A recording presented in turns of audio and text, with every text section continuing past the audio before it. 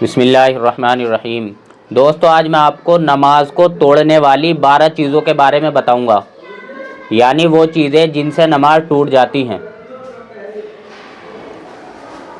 دوستو، سب سے پہلی چیز نماز کے اندر بات چیت کرنا۔ بھولے سے کوئی بات کرے یا جان کر بات کرے، کم بات کرے یا زیادہ بات کرے، ہر صورت میں نماز ٹوٹ جائے گی۔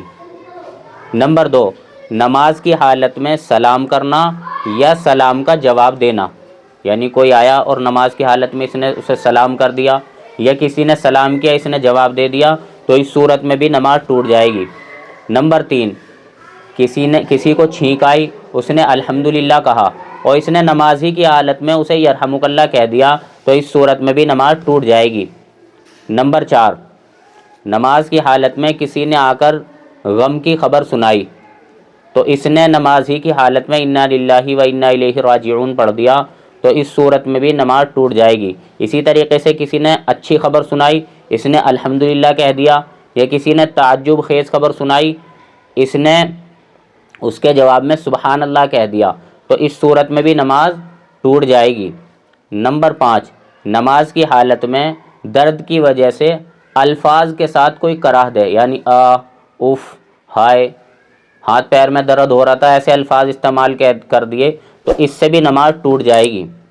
نمبر 6، نماز کی حالت میں آواز کے ساتھ رونا، الفاظ کے ساتھ رونا، یعنی اس طریقے سے رونا کہ الفاظ بن جائیں تو دوستو اس صورت میں بھی نماز ٹوٹ جائے گی۔ ہاں، صرف آنسو بہنے سے نماز نہیں ٹوٹنے کی، لیکن الفاظ کے ساتھ رونے سے نماز ٹوٹ جائے گی۔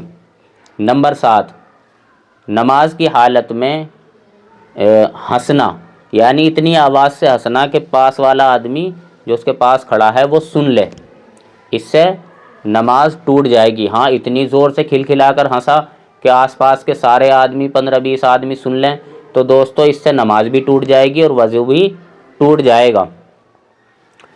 نمبر 8، نماز کی حالت میں عمل کثیر کرنا، یعنی ایسا عمل کرنا کہ کوئی آدمی اسے دیکھے تو یہ غالب گمان ہو جائے کہ بھئی یہ نماز نہیں پڑھ رہا ہے، تو عمل کثیر سے بھی نماز ٹوٹ جاتی ہے۔